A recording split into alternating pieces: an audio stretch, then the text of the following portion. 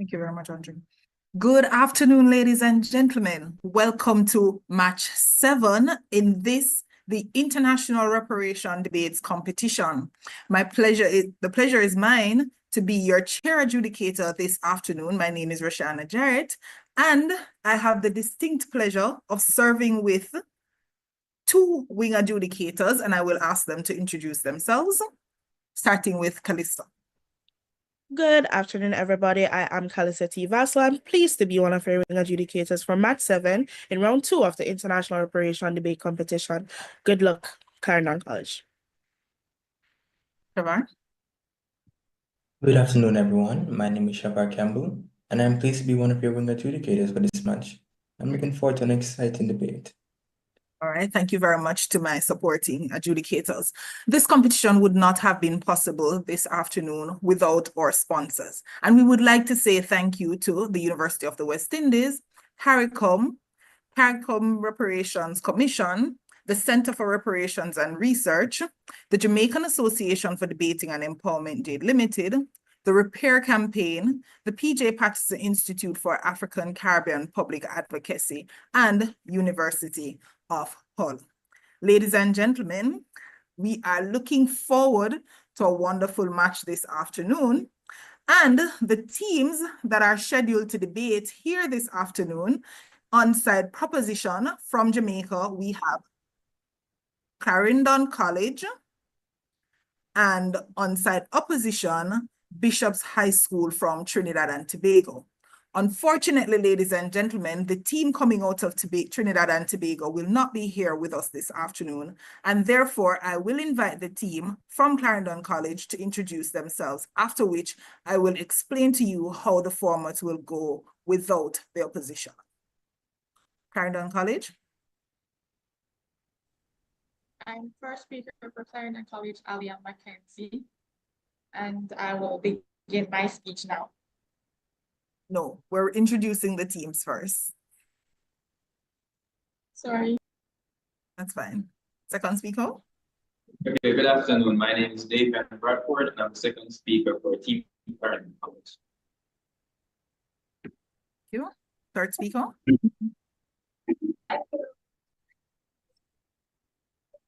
I don't think we're hearing you, third speaker. My name is Akila Konis, and I'm the vice speaker from Clarendon College. Thank you very much. And that's your team from Clarendon College. And they will be debating the motion this afternoon. This House would prioritize cancelling Haiti's foreign debt over financial compensation as reparations for colonial exploitations. Now, the rules for this afternoon's match, given that your opposition is not here, is that each speaker will still be given the opportunity to speak. The first speaker will speak for 7 minutes, second speaker 6, and third speaker for 5. However, your capable adjudicators will serve as your opposition. What does that mean? It means that we, the adjudicators, will have the privilege of asking you points of information for which you cannot deny. So whenever we do ask you a point of information, you will be obliged to answering and, well, taking and responding to those points of information. No need to be nervous, ladies and gentlemen. The team automatically advances to the next round, the quarterfinals. And so we encourage you as best as possible to respond to the points of information that will be asked. We, the judges, will determine if we have heard enough of the presentation or if we would like to hear more. So we will not give you the time signals in terms of protected time, given that we will be asking the points of information, but we will also advise you at what point in the presentation we would have heard substantially the arguments. Okay. So with that said, ladies and gentlemen, I'm sure myself and my adjudicators are looking forward to a wonderful engagement with ourselves and the debaters. And for those of you who are tuned in online, it will still be an engaging presentation. I now invite the first speaker from Proposition Clarendon College, Alia Mackenzie, to present her case. Honorable House, good afternoon. Today we are gathered to discuss a most contentious issue in our society, and the proposition stands in full support of the motion. This House would prioritize cancelling Haiti's foreign debt over financial compensation as reparations for colonial exploitation. Before I present my substantives, allow me to define key terms in this motion and clarify the proposition stance so there are no misconceptions. To begin with, Mr. Speaker, to prioritize means to arrange or do things in order of importance. Cancel means to neutralize or negate something, and reparations is doing something or providing compensation to make amends for a wrong deed. Before I move further in this debate, we would like to clarify that we are not completely neglecting or saying that Haiti should not have financial reparations. We simply believe that their debt should be eliminated first before this can happen, as it is more urgent. This brings us to my first claim.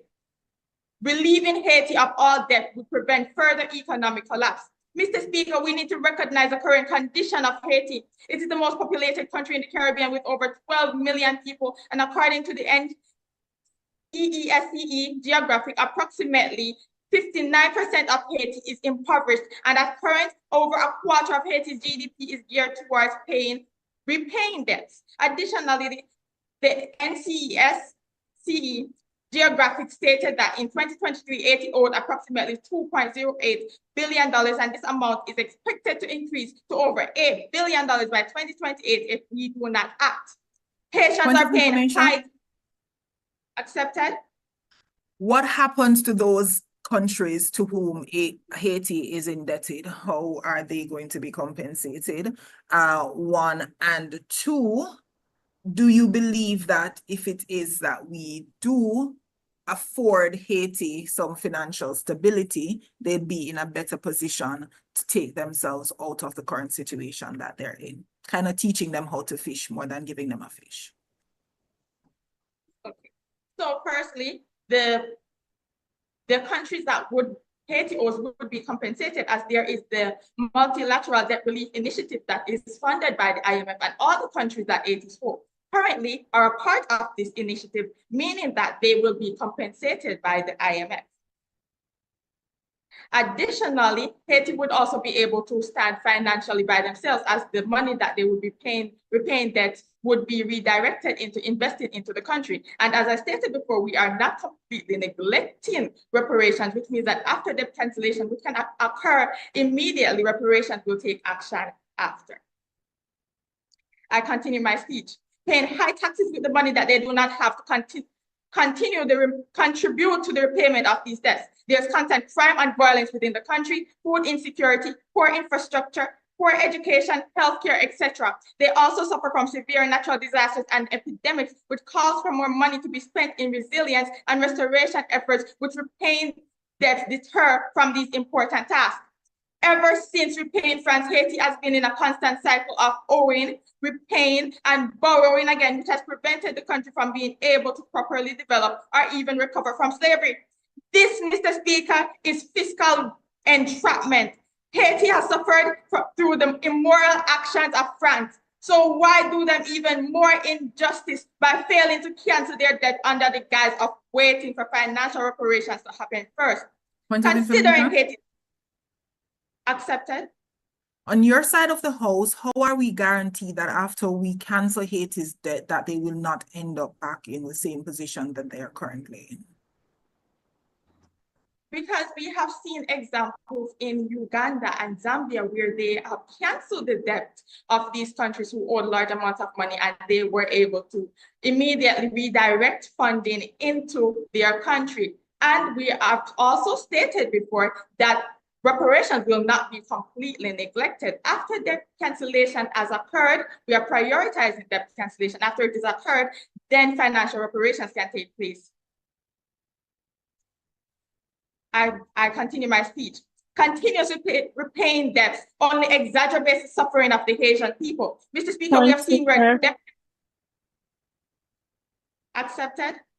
Pursuant to Roshana's POI, you don't get to claim the benefits that you do just because a lot of Haiti's instability and fiscal instability rather comes from government mismanagement of funds, because Haiti is rampant with corruption. So how is it that how will debt cancellation lead to the benefits that you're positing it will lead to, because the government mismanagement will still exist? Okay, because the debt cancellation will be handled by an international body, someone from external bodies can oversee this, as it will be handled by the IMF multilateral debt relief initiatives. Hence, they can send somebody from there to oversee the governance of Haiti to ensure that it is widely used within the country. Just a follow-up point So- before you continue. I don't want to make you feel badgered, but currently we see where several international entities are trying to help Haiti. And thus far, I'm not sure the significant progress that we have made because the people are still dissatisfied with their governance structure. How then can you, on your side of the house, assure us that with the IMF, which is just a financial entity going in, that will eradicate the instability and the lack of trust that exists in Haiti for government? So as I stated, to reassure the people, someone from outside the country can oversee how the money is being used in the country to ensure that there is no corruption and the money is being used to benefit the people of the country. So in fact, the IMF canceled Haiti's debt of $268 million in 2010 after a devastating earthquake. This cancellation allowed for Haiti to redirect funds they would be paying the IMF into restoration efforts for the earthquake. This cancellation barely made a dent in the total debt that Haiti owed, as even after this cancellation, Haiti still had $800 million in debt. If such a small reduction in their debt allowed them to redirect money to benefit the country. Accepted?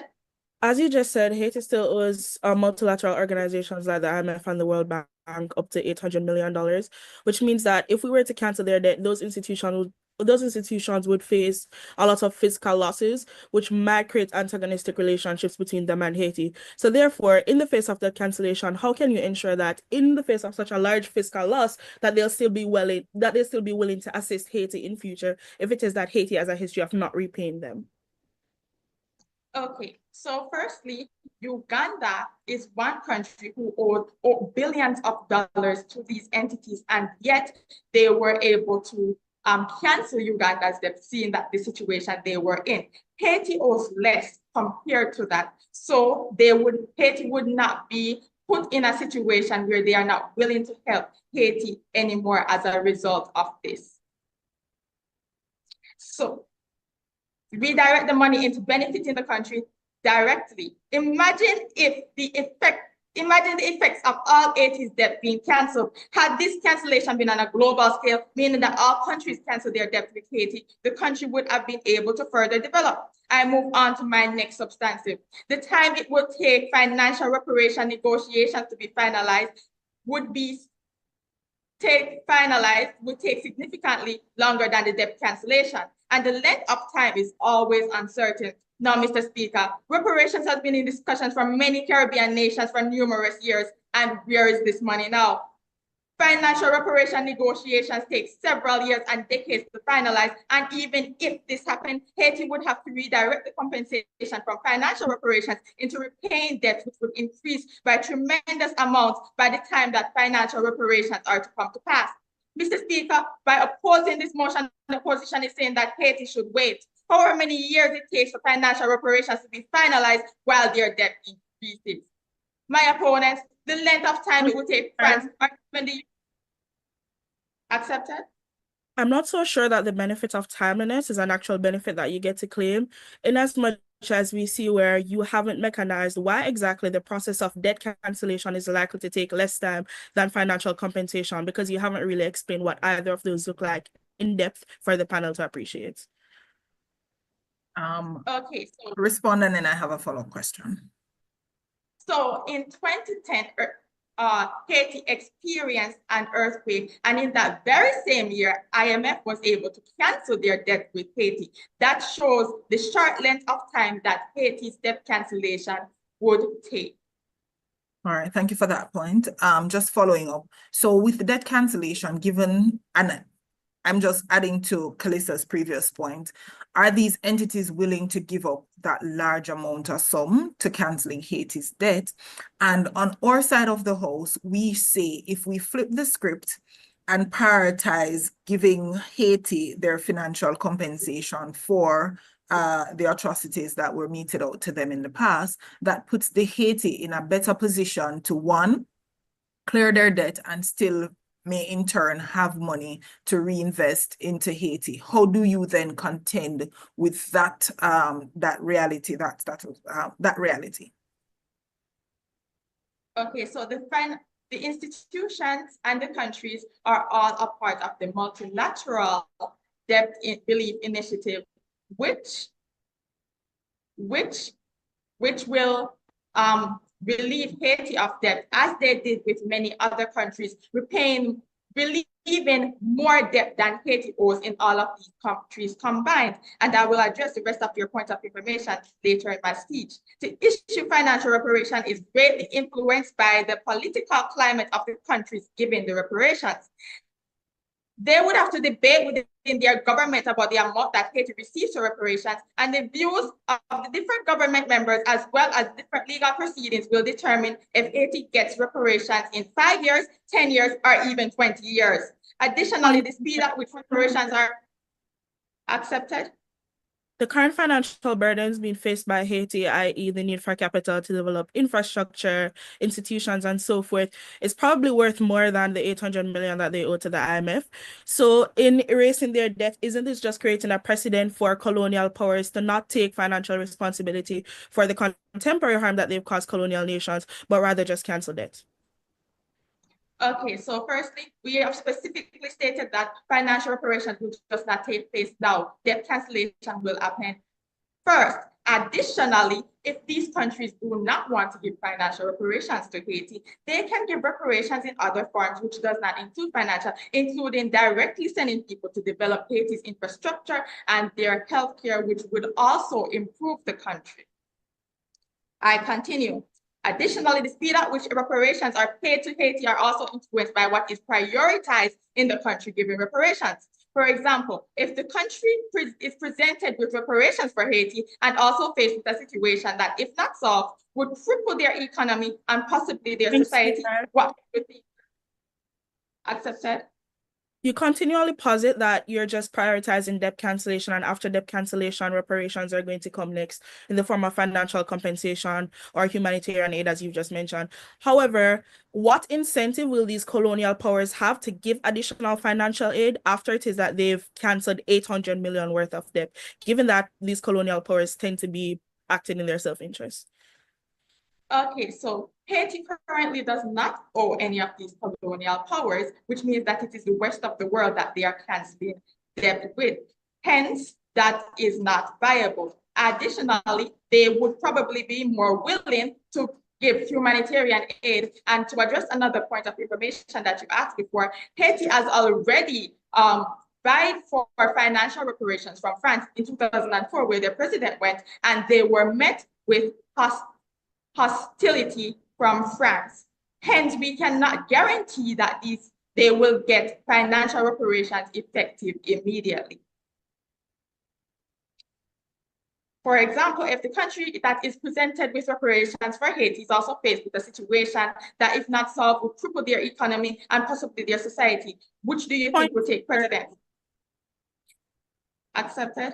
So in response to concerns that Roshan and I would have raised regarding Haiti's instability and the need for financial capital to improve that instability, you would have stated that after the debt cancellation, they would have gotten reparations. You're just prioritizing the debt cancellation first. However, you just now said that those colonial powers who are responsible for paying financial compensation for reparations are typically hostile in response to requests for financial compensation as reparation. So therefore, how is it that Haiti is going to get how is it rather that Haiti is going to get finances from these very same hostile colonial powers that you just said are hostile to fix their infrastructure and institutions?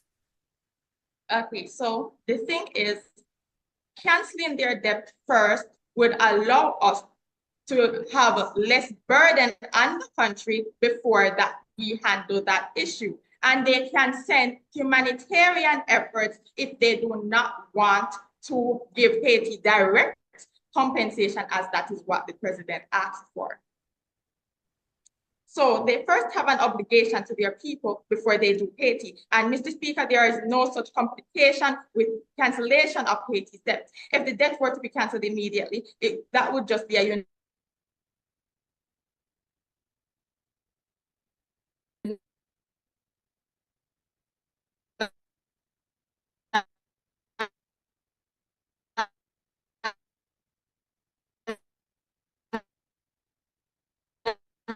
my feed, or are we losing Clarendon College? It appears to be generally. Okay, I think we've lost Clarendon College.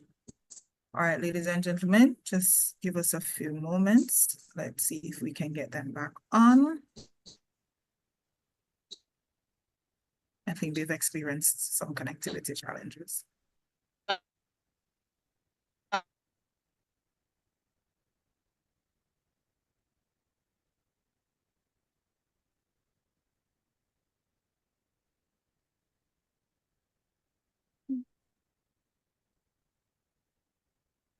All right, they're coming back. Are you hearing us, Clarendon College? We're hearing you. All right. We're going to end your presentation here. Thank you very much.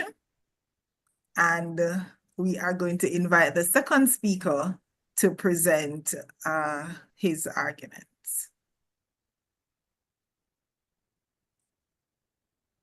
Thank you, first speaker, for what was a fine presentation.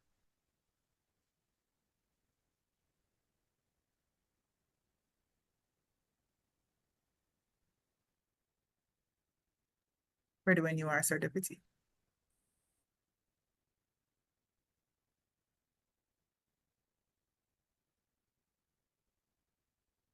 I think we might be experiencing some technical challenges here. They seem to be frozen. Okay.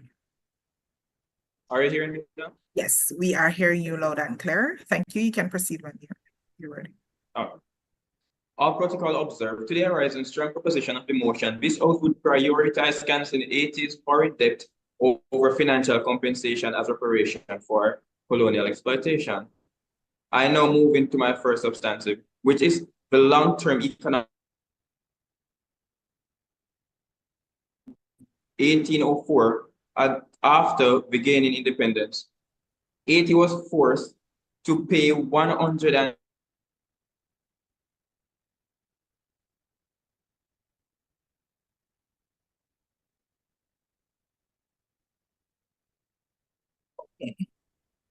to paying off foreign creditors.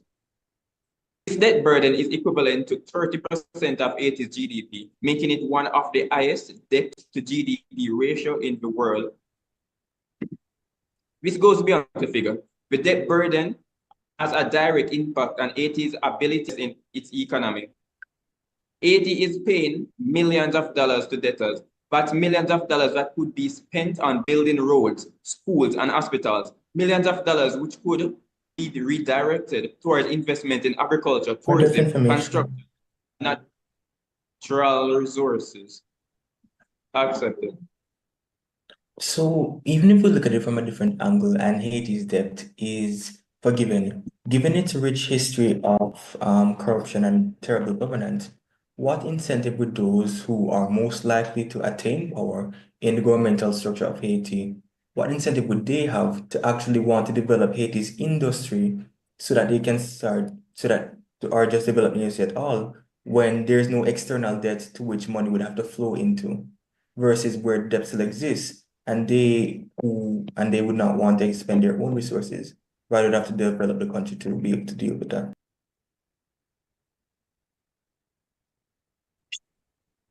So I was unable to hear some of the questions, so I will continue. You can ask at another time. All right, I'll just throw in a point of information here. Are you hearing me clearly? Yes, I am. So my question to you is, when it is that these debts are canceled, with government and the corruption that permeates throughout Haiti, how is it then that on your side of the house, we are going to be guaranteed that the government, as corrupt as they are, will redirect these funds into infrastructural development, educational development, healthcare, and so on? How are you guaranteed that on your side of the house? Okay, but also there's no guarantee that reparation will do that. But debt cancellation is more immediate and effective. Therefore, when Haiti does not have any debt to pay off, that money, the government can invest that money into the sectors that I just stated. Okay, you asked me, how do I guarantee that? The country, as I say, has an history of government mismanagement. However, being the state that Haiti is in right now and with no external ties, the government would invest in the development of the country. I'm going to pose a follow-up question. So you stated earlier, are you hearing me? I think they're frozen. Yeah, they're frozen. All right, give them a few seconds.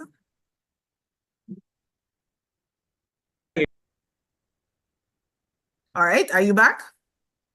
Yes, I'm hearing. All right, so you're hearing me now. So you just stated that when Haiti had to pay France, well, the kind of reverse reparation payment, then they were required to pay France reparation monies. How then do you think Haiti is going to convince any of these countries to actually pay over reparation monies to them? Because your first speaker highlighted the fact that we're going to ask for the debt cancellation first, and then we move forward with the negotiations for reparation payments. But if it is that France had, twisted their arms into paying them, how is it then that this time around Haiti is going to convince these oppressors to pay over reparation monies to them? Okay, this is why I'm prioritizing the debt cancellation, where countries like France met Haiti with hostility, as my first speaker said. Some countries are reluctant in paying the reparation. So if it's a case where they are unwilling to pay the reparation, that's why I'm prioritizing debt cancellation. Can I continue? Sure, okay. You can.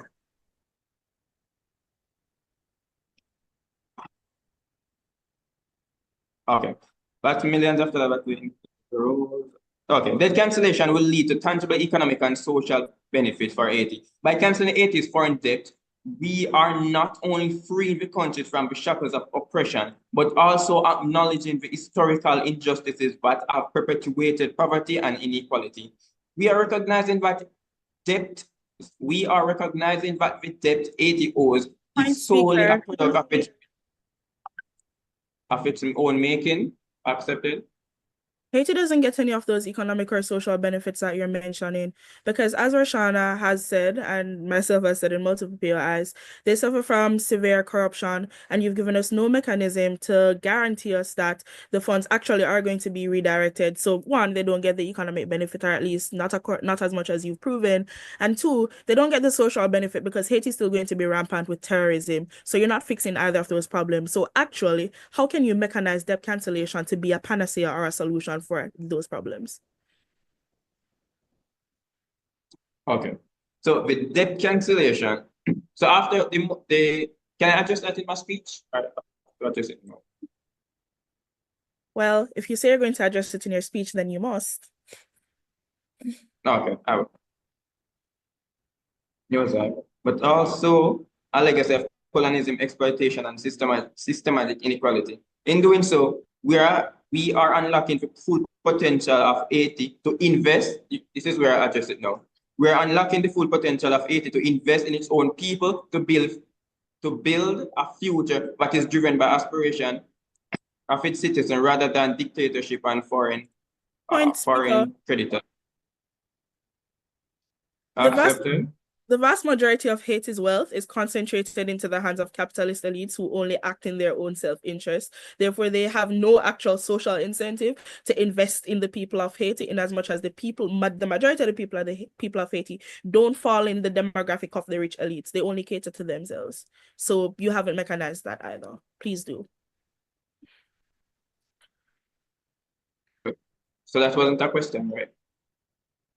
I'm asking you to mechanize or to give us a reason why the people who actually do control the wealth in Haiti, that is the rich capitalist elites, which are the minority of Haiti's total population, what incentive do they have to invest into the people of Haiti as a whole, in as much as we see where the majority of the people of Haiti as you described them, do not fit into their demographic that they cater to.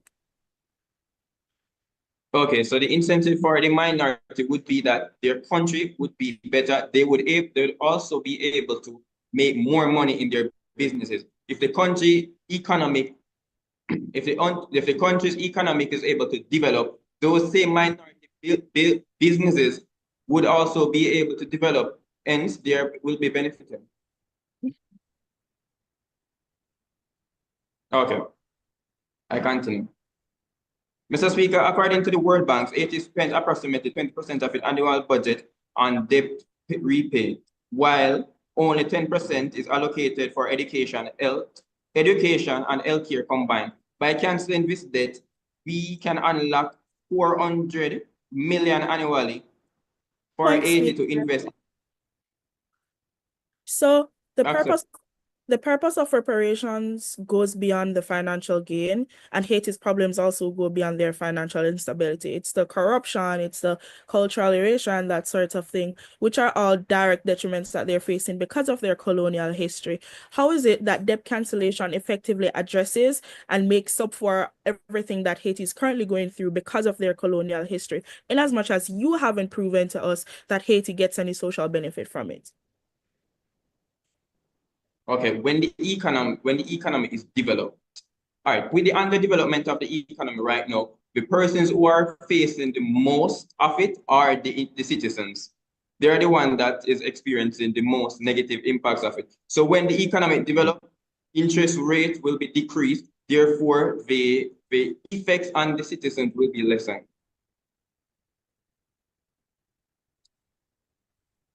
I continue. This is not merely a matter of economic expedient, but a moral obligation to rectify the historical injustice perpetuated against Haiti. We are giving Haiti the chance to break free from the cycle of poverty, debt, and to forge a new path that built on dignity, self-determination, and economic sovereignty.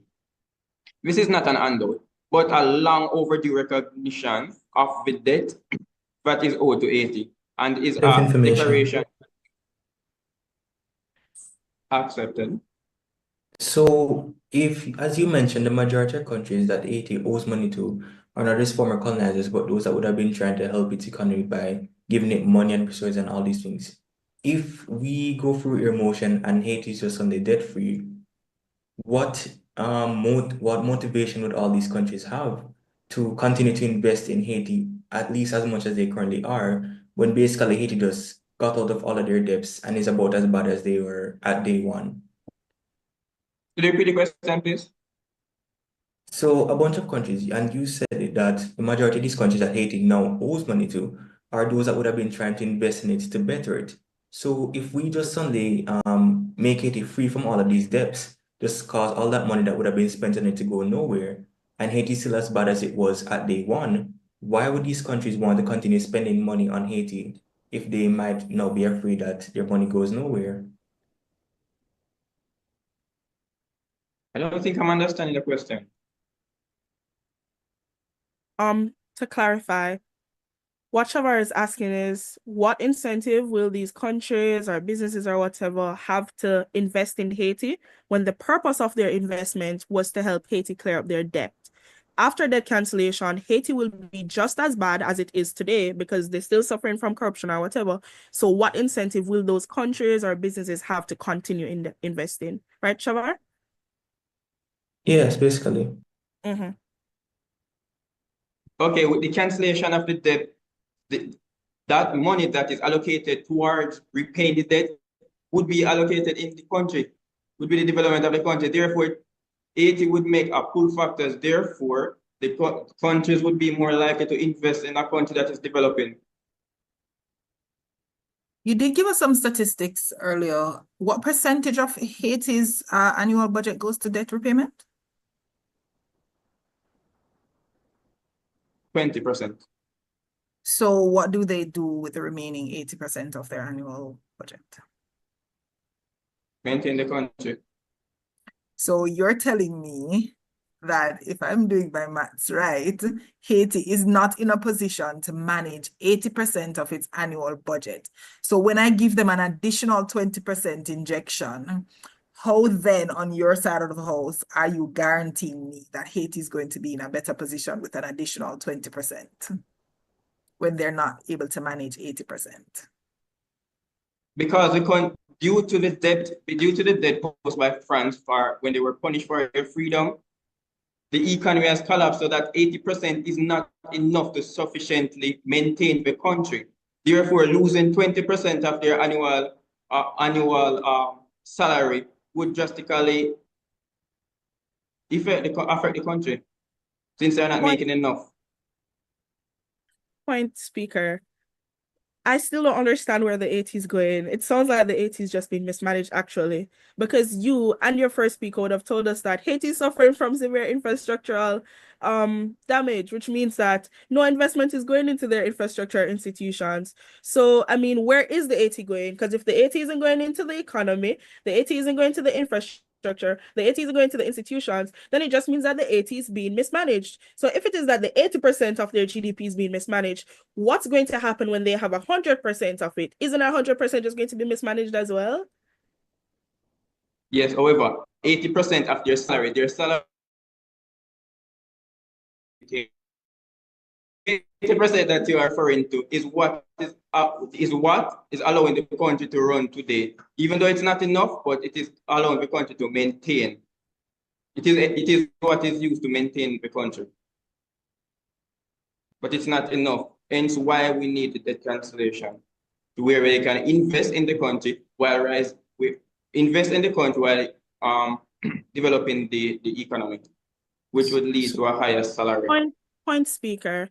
You said that's what's currently maintaining the country, but Haiti isn't being currently maintained. And I'll tell you that they're not currently being maintained simply because in the 1970s and the 1980s, approximately 70% of Jamaica's GDP was going towards debt cancellation, but the country was still in a way better place with just 30% in comparison to Haiti, who you contend currently has control of 80% of their GDP, which makes me believe that that 80% isn't actually maintaining the country. Because if Jamaica could stay afloat with 30%, why can't Haiti stay afloat with 80%? Because 80% is not a fixed sum of money. It's a percentage of what they are making, which is not a lot, which is due to the crippling of the economy that France posed earlier on. Every year, Haiti is subjected to natural disasters, such as storms, earthquakes. That 80% are often allocated in those infrastructure. And every year, after an earthquake comes, the same building have to be rebuilding. And 80% of a small amount of money is still a small. I think I lost them again.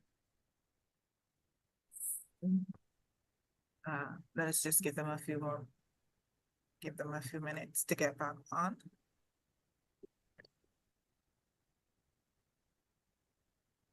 Clarendon College.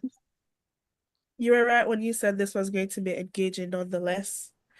All right. Thank you very much, second speaker. Are you hearing me? I'm just starting to hear you guys. Okay, yeah, we lost you for a few seconds. Don't worry, we didn't ask any questions. We were actually waiting for you to get back on.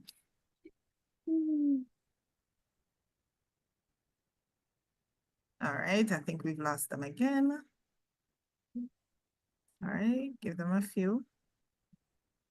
We understand the technical challenges. All right, are you back with us, Clarendon College? You're still muted. Yes, we're here. All right, wonderful. Thank you. Don't worry, we didn't ask any questions. We actually waited for you to come back. All right, so thank you very much, second speaker, for your presentation. We're going to give you a minute to sum up your reply speech.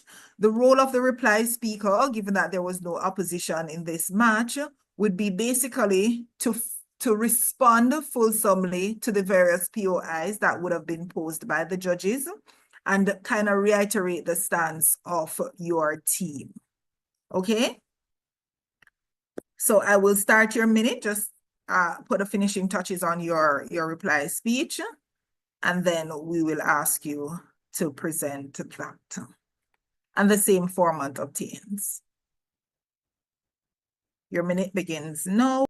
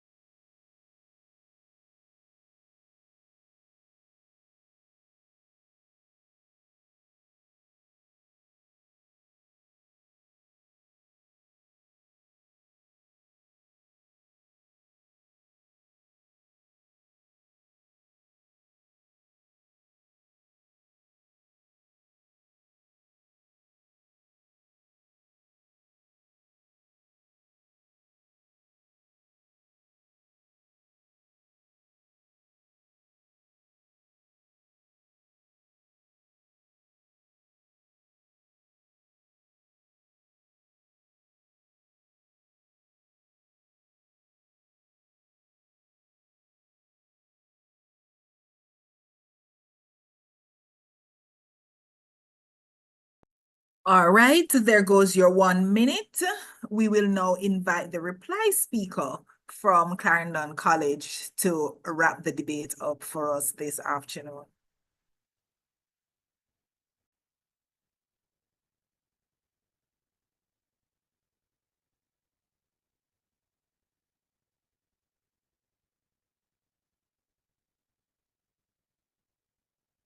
All right. I think we're still having some connectivity challenges.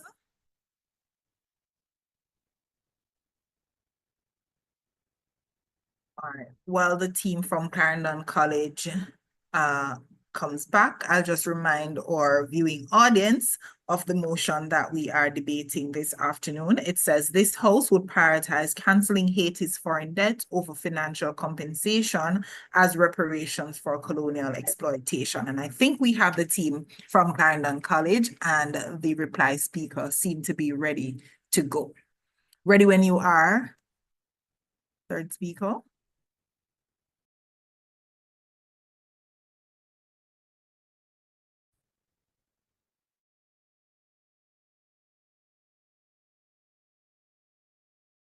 You're still muted.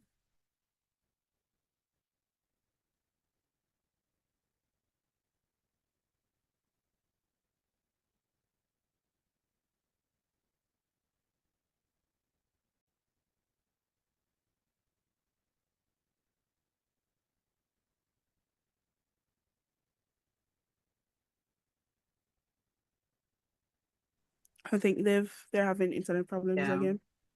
On my end, it did say that their bandwidth was low.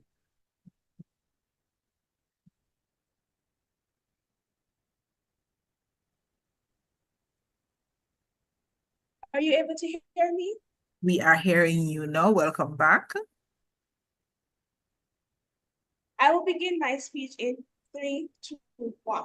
Honorable host, esteemed educators, a pleasant afternoon to you all. I stand here today as the third speaker of the position, strongly affirming the motion. This house would prioritize canceling Haiti's foreign debt over financial compensations as reparations for colonial exploitation. As the speaker today, I summarize the debate, I like the weakness in the opposition and prove why we have on debate. Now, Mr. Speaker, permit me to rebut the points posited. The opposition mentioned that Haiti would get reparations that could still be used up with the economy.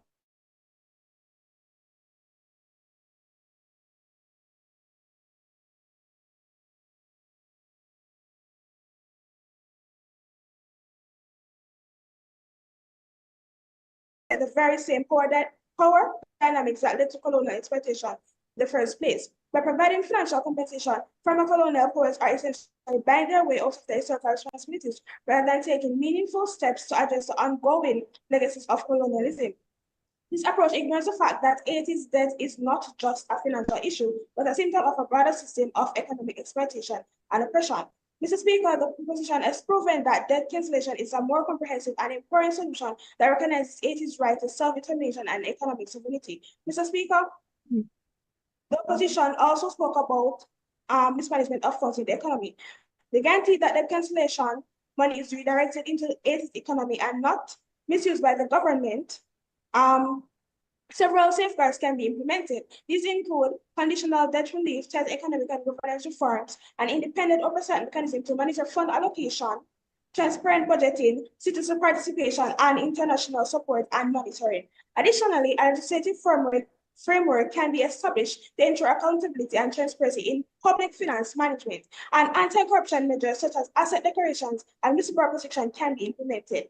By putting these safeguards in place, it is possible to ensure that debt cancellation money benefits the Asian people and is used for development, poverty reduction, and economic growth. And Madam Speaker, the opposition stands with the motion.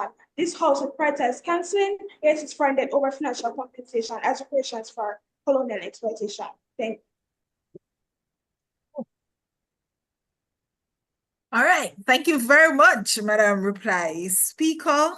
I think at this time, the judges will still retire to a breakout room. We'll just have a conversation in terms of scoring, and some feedback will be provided when we return as to how it is that you could have improved on your presentation. So stick around and we will be back shortly.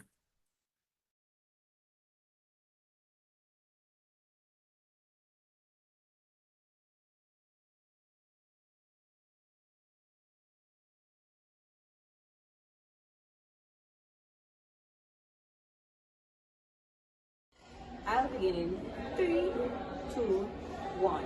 Good day, everyone. My name is Tobago, the first speaker of this house, and we are here to firmly affirm the vote that Clarendon College should be selected to be a part of the international reparation debate. Now, what is reparation?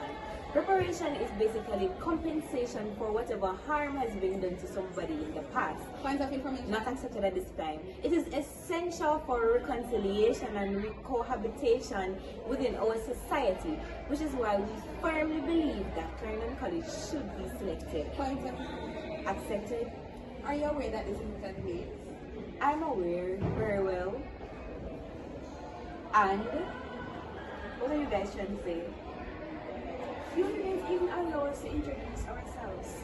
My name is Akela Hornes, the reply speaker of this house. And I am Ciara Simpson, the second speaker of this house. I am Shanake Willis, the first speaker of this house. We have been learning about our history from as young as the age of 7. As history and law students, we have been learning about reparations for a while, and we believe that this is our opportunity to express what we learn and grow a deeper knowledge as to what reparation is and its significance to society. And you should consider us to be a part of the international reparations debate. Reparation is defined as a compensation paid by a defeated state to another. However, to us, reparation is more than a mere monetary compensation. It's the acknowledgement of the hardships faced by the formerly enslaved Africans. Reparations assist in the removal of the ideology of black inferiority, contesting the second-class status ascribed to us due to centuries of discrimination and ridicule. Since this topic is rarely discussed, our school would be grateful to have the opportunity to debate and shed light on the importance of reparations.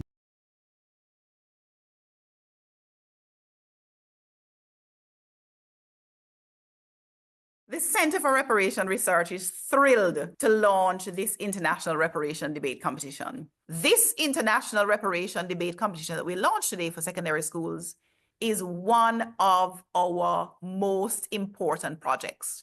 How do we engage youth on matters of reparatory justice? The change needed in the education system can only be advanced when the youth are engaged and their voices are heard.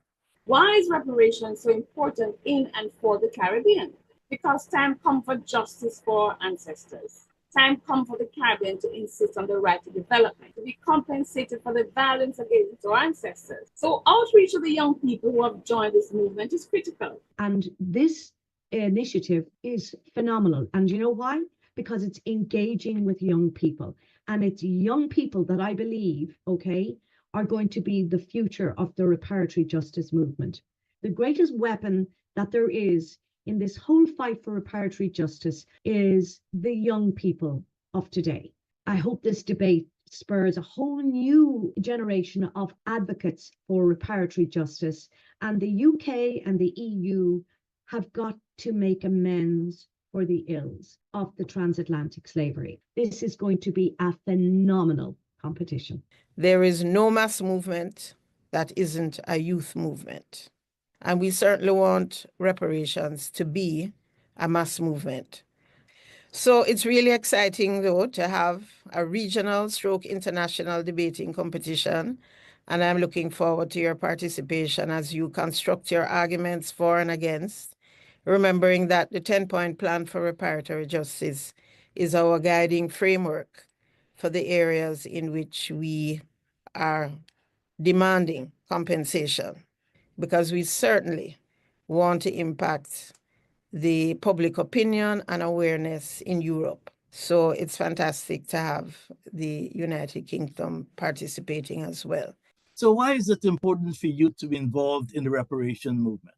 Being involved in the reparations movement is critical to youth if one is to know their history so that they can understand why their societies are functioning as they are today. The future of the countries we live in are dependent on the current situation that exists today in our countries.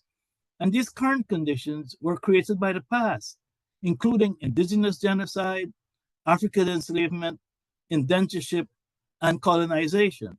Being involved in reparations is about seeking justice, seeking a way to reduce inequalities in our own countries and then in the broader world. It's about seeking a more peaceful and balanced world, where global problems are solved in partnerships, not in isolation. I believe the sponsors are hoping this competition will allow our youth to gain knowledge about the past so that as young people, you'll be able to make better decisions in the future and make our countries better places. We know that we need to understand stories about people that look like us. So the fact that so many of you young people have registered was so encouraged by your enthusiasm and your passion for wanting to enter this debate. It is so important. It's just at the core of who we are, that we need to understand where we come from, understand our true history, and having a debate competition on this particular topic is such an important milestone. To have a real conversation about repair, and the fact that our young people were so articulate with their presentations, and to ensure that we keep educating our young people, because you are the future of us and are the Caribbean's a sustainable future. So congratulations, everybody. We are looking forward to the debate. Encourage everyone to join the debate. Thank you so much, all.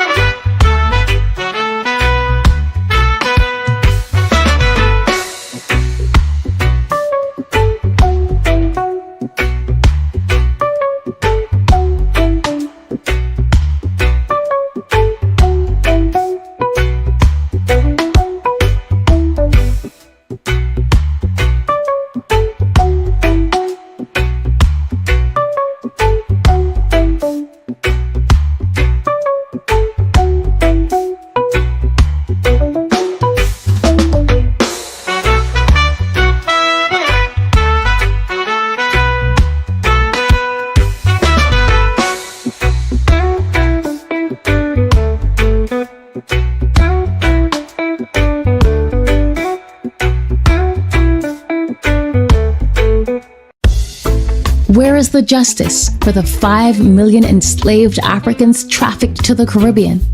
Think about it. Chattel slavery didn't just end. It left deep, painful scars across each Caribbean country.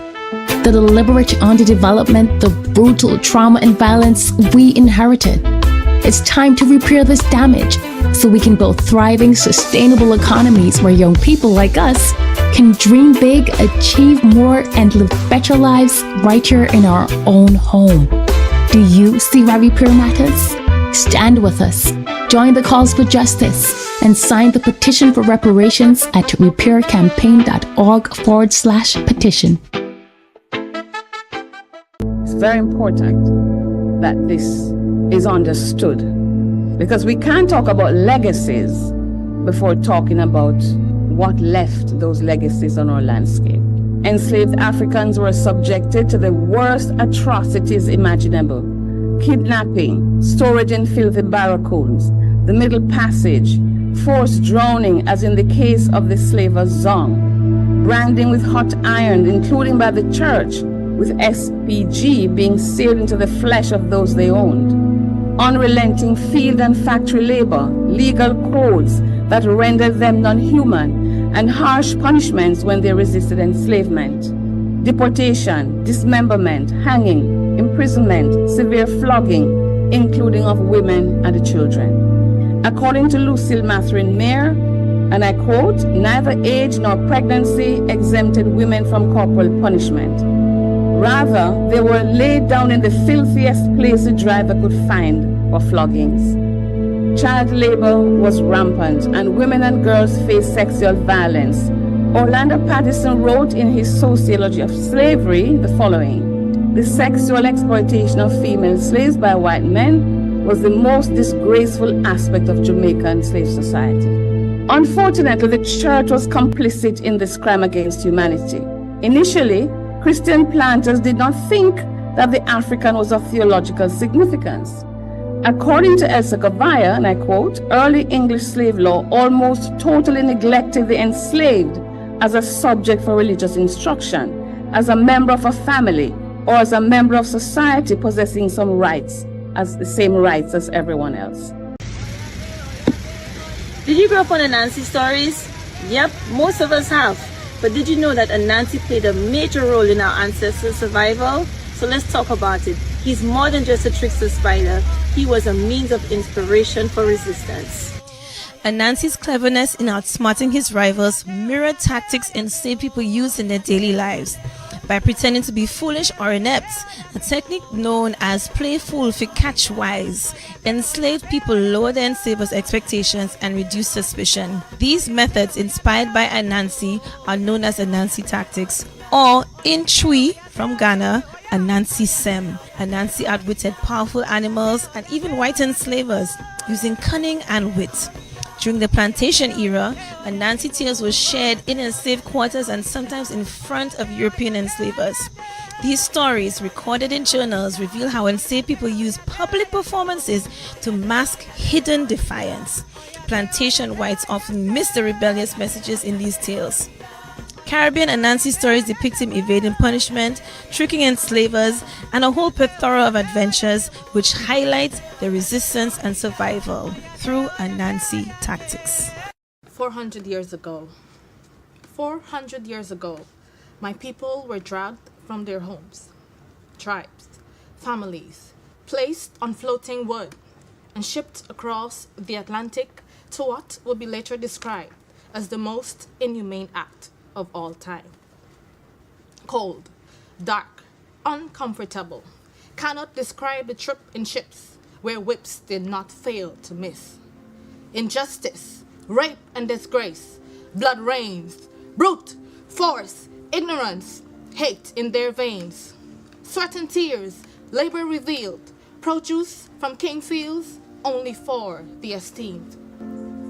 400 years of eroding one's pride, culture, heritage, value.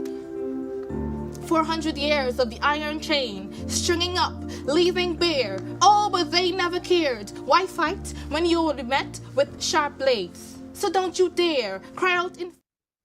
All right, good afternoon again, ladies and gentlemen, and welcome back to those of you who are viewing online to this, the 7th match in round 2 of the International Reparation Debate Competition. Today, we have Clarendon College from Jamaica. Unfortunately, their opposition did not show for this match. So they had the privilege of going up against the judges who asked them points of information, and I must commend them on their responses to those points of information. When this situation arises, what you find is that the students become very nervous and a little bit jittery, and because, you know, they're going up against the judges. But I must say commendations to the team from Clarendon College that stood up and responded strongly to the questions posed by the judges. With that said, how we're going to proceed with the oral adjudication for this round, I'm going to give you my general feedback as to how you guys did and give you also some constructive feedback as it relates to how you could have made your arguments stronger and how you proceed into the next round. And I will also be supported by my wing adjudicators who will also provide feedback from their perspectives. All right, so the arguments coming out of the debate, very interesting conversation we had here with the team from Clarendon College. One of the things that the judges agreed on was the fact that the team from proposition lacked the appreciation for what the dynamics and the challenges are faced by Haiti. So yes, they are going to be prioritizing debt cancellation. However, the arguments presented made it seem as though once the debts are cancelled, then Haiti will automatically take that money and make themselves better. The challenge with that argument is that we can't simply claim a benefit and not show how it is or mechanize that process. What do I mean by this? When it is that you make a claim or an assertion like that, where, okay, we're going to give you the 20% as stated by your second speaker, and that will automatically fix or inject this wonderful sum of capital into Haiti, and all the challenges that Haiti has experienced over the years will magically disappear, meaning that government will no longer be mismanaging the funds, the corruption that Haiti suffers from will no longer exist, the gang violence that currently obtains in Haiti will magically disappear, the challenges that Haiti currently faces from from being colonized will magically disappear, the social and infrastructural challenges will magically disappear. And that's not a benefit you can just blanketly claim without showing us how it is that when we give Haiti this debt relief, that it will fix the fundamental challenges that Haiti currently suffers from.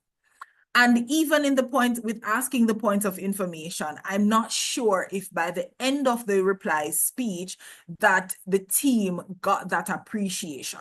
So in looking at the debate and assessing if you had an opponent, you would have needed to set the foundation.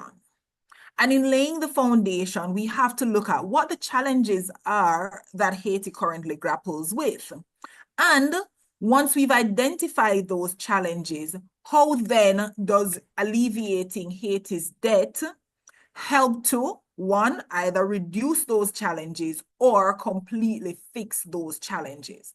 And because we did not get that kind of mechanization, yes, the Prime Minister said to us that we're going to have external entities who are going to assist, but these external entities, we've seen for decades where Haiti has gotten aid after aid after aid, humanitarian aid, and injection of capital. When Haiti had their earthquake, they got a lot of attention. And even now that the globe is redirecting their attention to Haiti and providing them with aid, we see that the core, the fundamental challenges that Haiti still grapples with still exist. The gangs still hijack the planes. They still hijack the humanitarian aid. They still hold people hostage. How do we then fix those issues?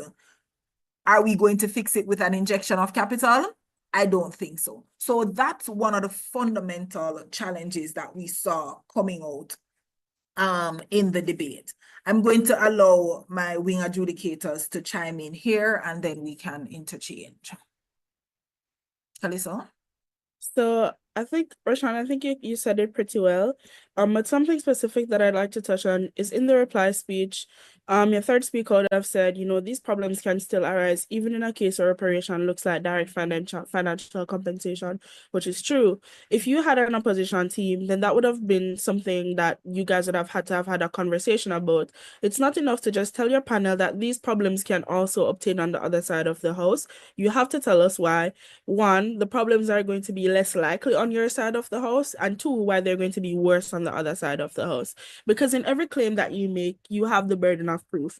You have to prove to your adjudicators through robust mechanization, robust analysis, robust examples to really allow your panel to have a fulsome appreciation of how you're going to get from point A to point Z as you would have posited it in your argument.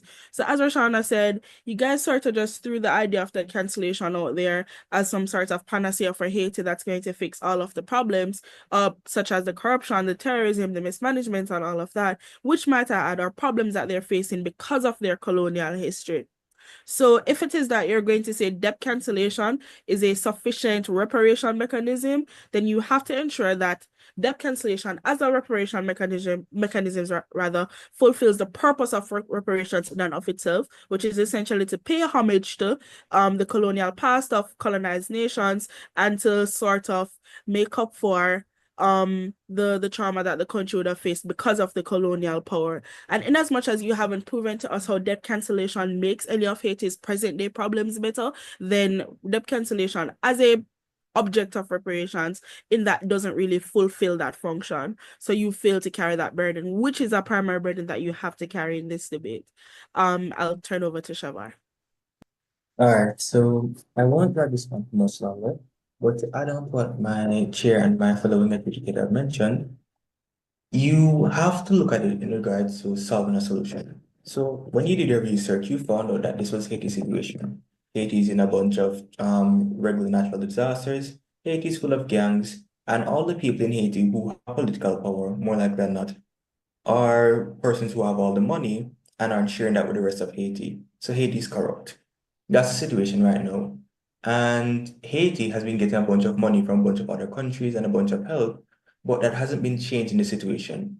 You're telling us now that canceling the debt and prioritizing, because you don't have to give up on getting money from reparations as well, but canceling the debt foremost is going to help the situation. In that case, you have to guide us to how all the situations that you research right now become better, at least in your world. So for example, you could show us, and you don't just have to limit yourself what the motion says. For example, you could say, okay, we'll cancel Haiti's debt, but we'll then put in place, you mentioned a bunch of external bodies, like councils that will oversee the growth, that will ensure that the money is not spent corruptly, all that stuff. You could put these as conditions. So you cancel the debt, and then you have this agency that will be watching over it to ensure that the money isn't just gone the way all the money has been going so far. And then you could show us step by step how, by using this as the main tool, we get to a situation where Haiti begins to have a thriving industry, where Haiti begins to fix some of its social problems, because that for us was one of the biggest issues. Money alone would not fix and has not fixed Haiti's problems, because Haiti's problems are social issues. So even though the motion didn't explicitly highlight it, we were expecting or would have preferred if you would have shown us how these would be bettered so that we could get a positive result. Thank you very much for that, Shavar. So going forward, Campion, into the next round, bear in mind the possible points, arguments that your opposition could probably bring. Understand and develop an appreciation for what obtains in the status quo. And whenever we make claims or claim benefits, we have to show how it is that those benefits are going to be actualized on your side of the house. And those benefits are superior to those on the opposing side of the house. Ravon, you're unmuted.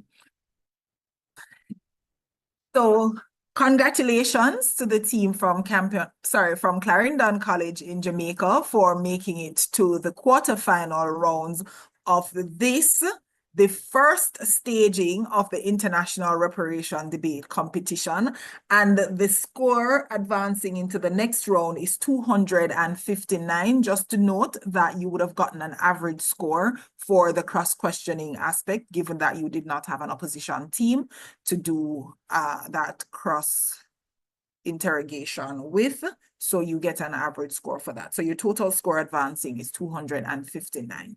And on that note, ladies and gentlemen, we invite you to join us next week, Wednesday at 10 a.m. Eastern Standard Time, when we will be watching the match, the 8th match, where the last team will vie, well, the last two teams will go up against each other, vying for the final position in the quarterfinals of this competition. And I'm sure it will be just as exciting as any of the other matches that you would have seen here.